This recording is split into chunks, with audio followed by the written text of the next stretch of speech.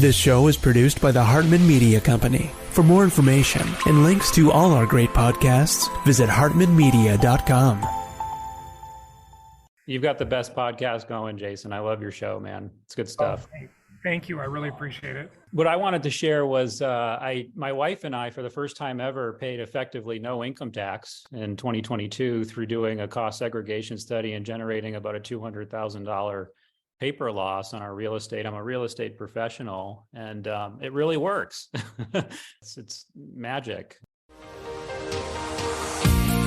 Welcome to the Creating Wealth Show with Jason Hartman. You're about to learn a new slant on investing, some exciting techniques, and fresh new approaches to the world's most historically proven asset class that will enable you to create more wealth and freedom than you ever thought possible. Jason is a genuine self-made multimillionaire who's actually been there and done it. He's a successful investor, lender, developer, and entrepreneur who's owned properties in 11 states, had hundreds of tenants, and been involved in thousands of real estate transactions. This program will help you follow in Jason's footsteps on the road to your financial independence day. You really can do it.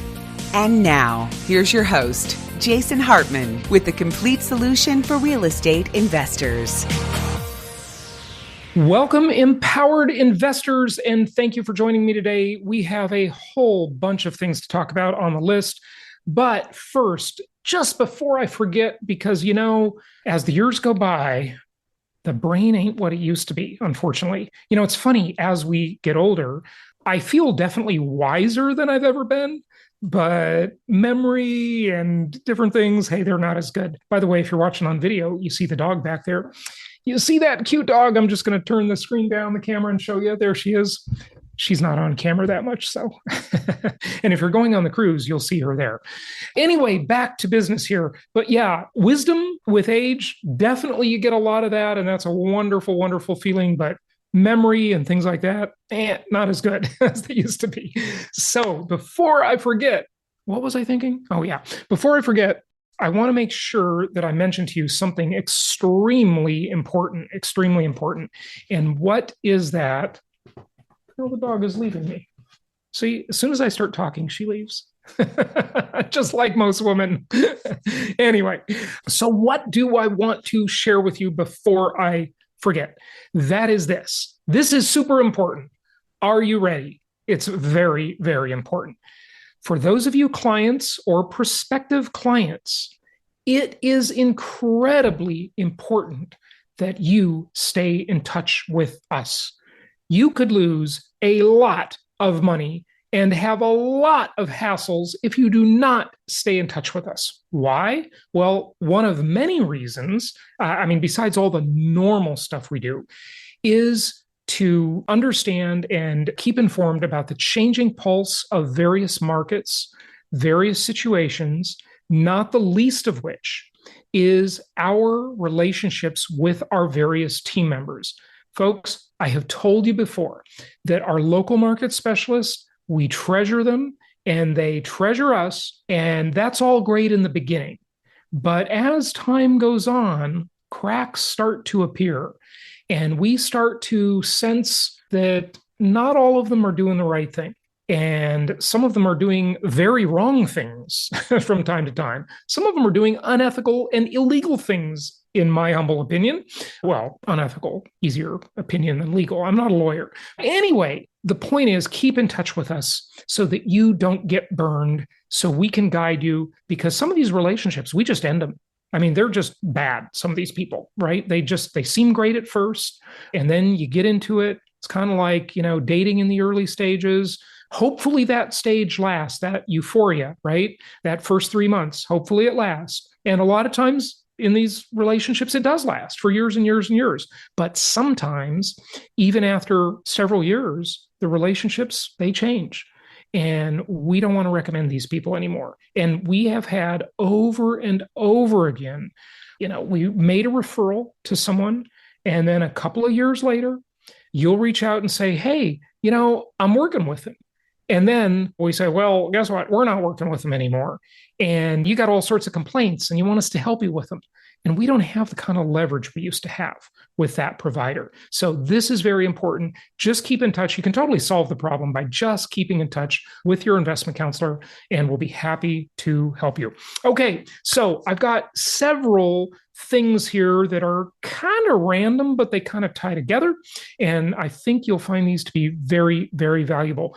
First off is this article. Half of American households are struggling to cover rising housing costs. And folks, I know we are definitely hearing a lot of doom and gloom out there. And I'm going to explain what is really happening here. The subtitle, some respondents reported skipping meals, working extra hours, or even delaying necessary medical treatments to make their housing costs, to pay their housing costs. And folks, it is true. There are many people in America who are struggling. No question about that. Now, compared to what? Well, I think there is this kind of mentality in the American psyche that really, even if you weren't alive then, it harkens back to the period between maybe 1950 and 1970. And then it took a breather because in the 70s, we had a pretty weird, challenging economy in a lot of ways. Went off the gold standard in 71 on August 15th. And then we suffered a lot of inflation in the 70s.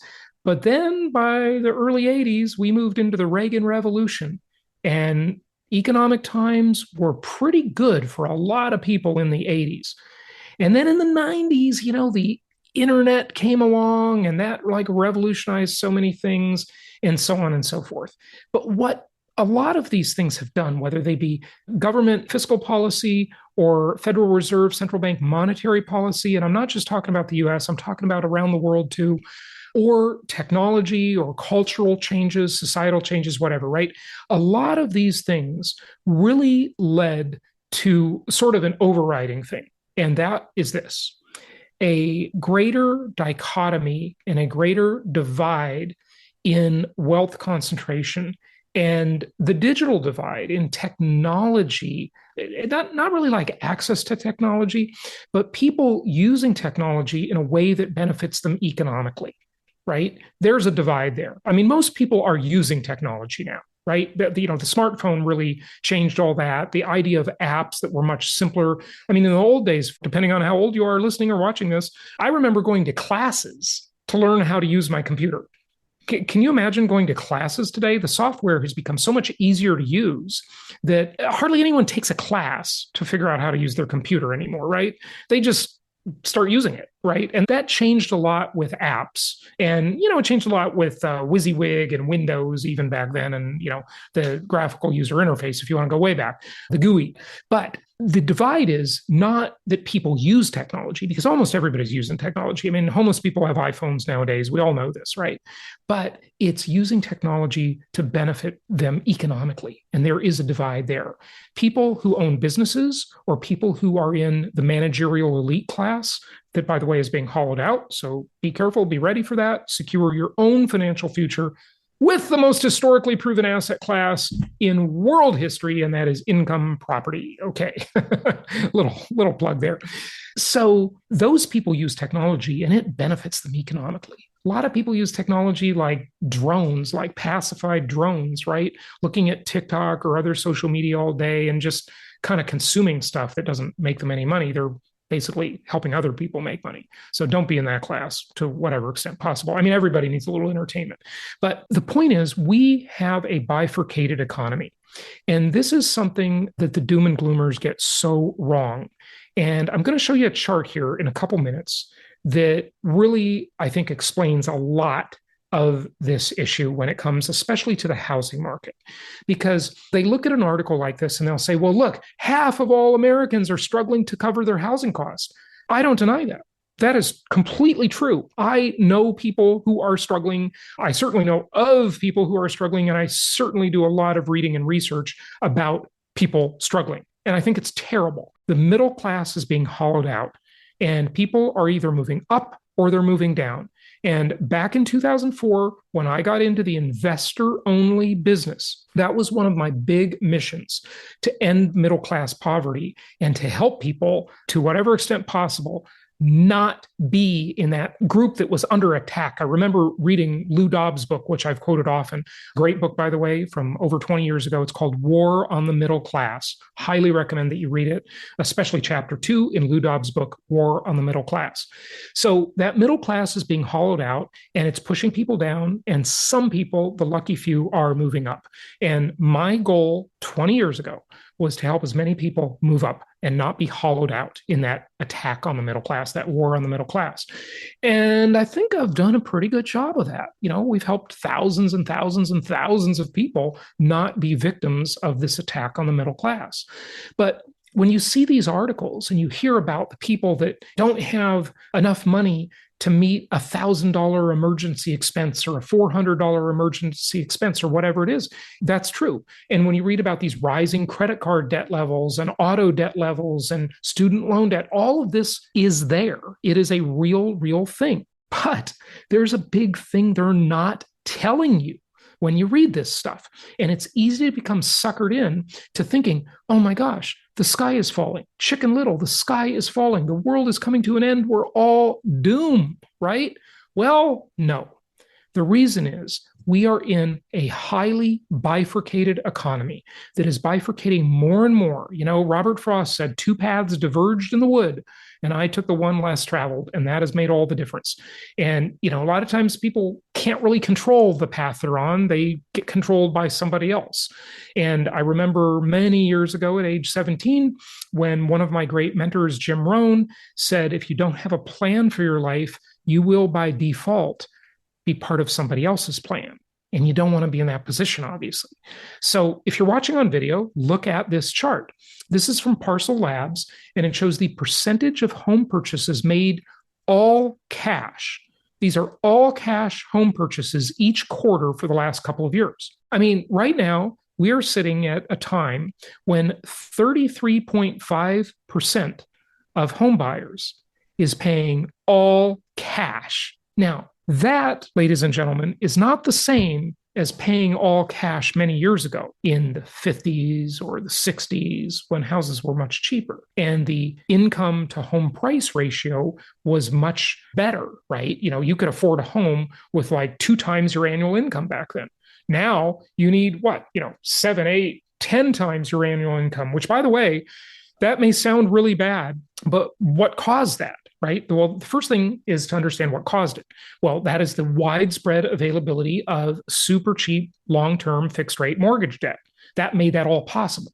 So making the comparison to decades ago, how much cheaper homes were as a percentage of income is not valid because the game changed. Right? We didn't have this long-term 30-year fixed rate debt back then. And I know you might be thinking, well, Jason, that sucks. Are we ever going to own anything? Klaus Schwab said you'll own nothing and you'll be happy from the World Economic Forum in Davos, right? Well, yeah, sort of. Really, he was talking about the sharing economy when he said that, okay? So that's the first thing. But this diabolical plan, I mean, what do you think is really different, right? With all of these people out there selling their fear porn and, the Chicken Little crowd, the sky is falling, the doomers, right? All of them talking to you about Klaus Schwab and the WEF, World Economic Forum, and all of these other elite people trying to take advantage of us, right? Well, sure, it's true. They are trying to take advantage of us. Show me a time in history when the ruling class did not subjugate the ruled class. I'm waiting. Oh, crickets. The silence is deafening. This is the way it is. I mean, get over it. What do you expect? Do you expect Klaus Schwab and Bill Gates and all of these other elites to give you all their money or, not want more control and influence? Of course not. That's just human nature. Some of them are more evil than others. Sure, absolutely. But this is the way it has always been. Not saying it's good. It's just the way of life. It's the way of the world. I mean, if you think human nature is different today, just go back and read scripture. And you can see that people were exactly the same 2,500 years ago as they are today, right? They're really, human nature has not changed. And we have long recorded history of that back at least 2,500 years. And it's right in the 64 books of the Bible. Okay. So just read it, see it. It's all there, right? People are the same they've always been. They're controlling, they're selfish, they do bad things. This is just everybody's out for themselves. Grow up, get over it. Okay. I remember when I was a kid, not understanding how the world works. I remember someone told me, Jason, don't be one of those people who thinks the world owes you a living. Nobody owes you anything. You got to make it for yourself. Right. And, that kind of hit me. It influenced me, that comment from my neighbor who said that when I lived in Los Angeles. So here we have 33% of people paying all cash for expensive homes. This shows you that we are in a bifurcated world, and it's getting bigger. That gap between the haves and the have-nots is widening. But by the same token, it does not mean that the have-nots aren't better off than they've been at many times throughout history. Now, what do I always say? Watch old movies, read old books, listen to old music, watch old TV shows. Now, with some of these things, we can't go back very far, right? Because for old movies, we can really only go back to, the 30s, right? When you had the talkies. Well, you can go back further than that. What is that one really famous, really interesting movie that's a silent movie, but it's still famous and people still watch it? I've watched it, where just kind of as a commentary on how society is all mechanized and everybody's a drone just going to do their little job. And it's a very artsy movie. I can't remember what it's called, but some of you know what I'm talking about. So the poor, the people that are being taken advantage of by the elite class, by the banksters, by Wall Street, by all of these politicians and so forth, right? They are still a lot better off than they have been throughout most of history, okay? The poor now have smartphones. They have a place to live, most of them. They have a car, most of them. I mean, folks, just go back and watch old TV shows and old movies and look at life, read The Grapes of Wrath, right? I've talked about that book many times in the post-pandemic world, how we were, seeing a new big American migration that was the biggest since The Grapes of Wrath, the John Steinbeck era, right? During the Great Depression and the Dust Bowl, when everybody moved, right? The whole country, it seems like, moved. And we had that post-pandemic, just as I predicted. Right? I predicted that would happen. And as soon as those lockdowns lifted, everybody moved. And it was exactly as I predicted, right? No one else in the media was predicting that except yours truly, at least not that I know of. Okay, so we got all these people paying cash. We have a bifurcated world. That's the way it is. Let's do what we can to help save the middle class, because the middle class is a really important thing for society. And by the way, just because I'm reporting on this, don't kill the messenger. It doesn't mean I agree with it. It just means I'm explaining the world as I see it. The world according to Jason. Okay, so a lot of people paying cash. This is the second best time in terms of cash buyers. The best time was Q1 of 2023, when 36% of all home buyers were paying cash. At any other time on this chart, there haven't been as many cash buyers as there are today. So that's one thing to think about. A lot of people have a lot of money. By the way, I just had to share my eclipse picture with you. This picture was taken on an iPhone in front of my house, right in front of my house in the street. And it's pretty good for an eclipse picture. If you were watching on video, you can see what I'm talking about here. Not bad for, a camera phone. Okay, now this is more part of the crisis. And this one really depressed me when I read this the other day. Rural America is losing affordable housing at a crisis pace. Efforts are afoot to reform a key USDA program. By the way, did you all know that USDA, you think they stamp the thing on your side of beef? Well, they also make home loans, the USDA. What government agency doesn't make home loans, right? So the USDA home loan program now subsidizing housing for hundreds of thousands of poor rural tenants. The article goes on to say the lack of affordable housing in the United States is well documented in the nation's urban markets, where it is contributing to swelling ranks of the homeless. That some dire need for affordable housing for the least prosperous among us, however, is also a serious problem in rural America, home to nearly 70 million Americans, compared to what? There's about 339 million Americans right now, I think. And so 70 million in rural America. And there is a homelessness crisis now. Did you know about this? I never thought much about it. I didn't know it was this severe. So again, the bifurcated world in which we live. Now, why am I telling you all this? What is the point? My point is that when you're thinking, well, gosh, all this bad news, will my real estate go down in value? Well, we've talked about that extensively, and I'm going to go over a couple of inventory statistics you haven't heard before in just a moment here. Really important, so stick with me. You got to understand that your buyer and probably your tenant is not in the class of all of the bad news you hear. That's not your customer, right? That is a whole other part of the economy, and it shouldn't be. It's terrible that it is bifurcated like this. I'm just reporting on it. I think it's bad for society. I think it bodes poorly for the stability of the country. When you have the haves and have-nots, you have a much greater propensity towards civil unrest, right? And that's coming to a neighborhood near you. We already saw a lot of it in the wake of George Floyd, which was just silly and ridiculous, but it is what it is, right? And we're going to have more of it. It's just the reality. When eventually the peasants, they get the pitchforks and they come out and they cause problems and they're angry, and that's the way it is. I mean, look at all the austerity measure riots in Europe over the past 15 years, starting with Greece specifically. I mean, they're just all over the place, right?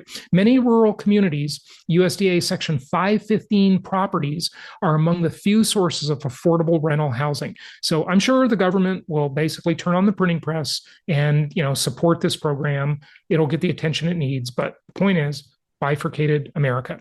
So this is the hidden homelessness epidemic that is out there that most people don't really see, because they see it in Los Angeles, they see it in New York, they see it in San Francisco, but they don't see it in rural America. All right, let's look at some housing inventory. This is important. So weekly inventory fell. Inventory is going down. Okay, it went down slightly from 517,000, and I'm rounding off here, to 512,000. Okay, the same week last year, the compare to what question, we had 410,000 to 411,000 last year at this time, the same week. The all-time bottom, we've reported on many times, was about 240,000 homes for sale in the United States. Remember, that's out of what? Compared to what? The overall housing stock of about 140 million units. Very, very low. The inventory peak last year was 570,000 homes. So right now, we are about 60,000 homes below the peak last year. All right. There's a really good comparison for you. For some context, though, let's go back to 2015. Get in the time machine and go back to 2015, where we had over 1 million homes for sale in 2015. Now, look, I was in this business in 2015, and 2015 was a good year. That wasn't a disaster. It wasn't a buyer's market. Sellers were still calling the shots, and I was still complaining back then about the lack of inventory. And by the way, yesterday I interviewed Mike Simonson on the show again, and we'll publish that interview maybe next week or the week after. But one of the things I said to him is, I said, your stats are great, but they need to be adjusted for the size of the marketplace. In other words, for population and compared to the number of housing units, right? Just like we adjust things on a per capita basis, same concept. Because if you go back to 2015 and you think, okay, well, just over 1 million homes for sale, and you compare that to today where we've only got 512,000 homes for sale, right? You think, okay, well, we have half. Yeah, but not really. We have less than that. Why? Because the population is higher than it was then, and the number of overall housing units in the housing stock, which now stands at around 140 million, was lower back then. So comparatively, there are even fewer homes on the market than half of what we had in 2015. Just understand that. It's not a tremendous difference, but it is a difference. When you go back that far, it is a difference. Okay. So hopefully that gives you some context. This article I thought was interesting. It's from Business Insider. Home prices are poised to jump another 5% this year as the market is even tighter than it was in 2023, Economist says. Okay. And this article was from yesterday. Home prices could see another 5% surge this year, Capital economists predicted. The research firm pointed to home inventory levels, which are still near historic lows. Low inventory has helped push home prices higher over the last year as demand remains hot. So much for the crash, bros, folks. Show me some data. If you're going to comment below, if you're watching on YouTube and you're going to comment and give me some idiotic hit and run statement about, well, Jason, the market's going to crash. Well, then provide some fucking data, please. Give me some data. Like, let's chew on it, right? Give me some data, crash bros, because you just don't have any, except those articles about rural homelessness. And that just shows there's a housing shortage. We need to build more homes. Okay. Or that other article about emergency expenses and all that stuff. Yes, it's all true, but it's a bifurcated economy. Those people aren't buying your house. They're not renting your house. That's not your customer. It's not your market, right? It's terrible, but it's not your customer. It's not your market. Now, we also need to talk about this. So look, we've got this situation where we have this massive housing shortage. It's a really tough housing market. But then we have to ask ourselves, well, look, baby boomers are going to start dying off, right? They are. There's no question about it. It's just a matter of actuarial tables, right? Ask anybody in the life insurance business, and it's going to happen as sure as day. Okay, so true. Now, this chart from John Burns Real Estate is interesting because what it does is it projects that out into the future. How much impact will this have on the housing market? So it says societal shifts. Listings from aging baby boomers are not a silver tsunami. Aging baby boomers are adding few homes to the resale market supply. Not that many. People keep saying, well, this is what's going to cause the crash. We'll see. Not an overblown, quote, silver tsunami, unquote. The number of homes listed for sale due to aging baby boomers is increasing, but gradually. And the chart shows you that right now, this is adding about 700,000 homes to the market every year. Interestingly, back in 2021, it added a little more than that to the market, right? Now, they don't have to die to put their home on the market. They just have to downsize or move into assisted living or something like that, right? So the fact is, this is a source of supply for more resale homes that could hit the market. But how big is the source? Well, by 2033, right, almost 10 years away, by 2033, and this is just math, folks, it's actuarial tables, it's really easy to predict. There's not going to be a lot of change to this. There might be a little bit around the edges. Maybe longevity sciences get a lot better. People live longer, they live healthier. I don't know, with our poison food supply in America, probably not, but that's a different discussion. So by then, almost 10 years from now, they say this will add about 770,000 homes will be added to the market 10 years from now. That'll be the number, right? In 2033. That's projected, of course. And right now, we're at just about 700,000 a year added to the market. So about 70,000 more homes will be added to the market almost 10 years from now. That doesn't create a housing crash. And I know we're projecting out pretty far here, but the chart is even lower than that for the years leading up to it. So this is not your housing crash, folks. Baby boomer deaths will lead to 772,000 homes listed for sale annually by 2033. Oh, that's what I just tried to read on the graph. So 772, I was pretty close. A big number, but less than 1% of all owner-occupied homes. Not all homes will be for sale, as many will transition to single-family rental units.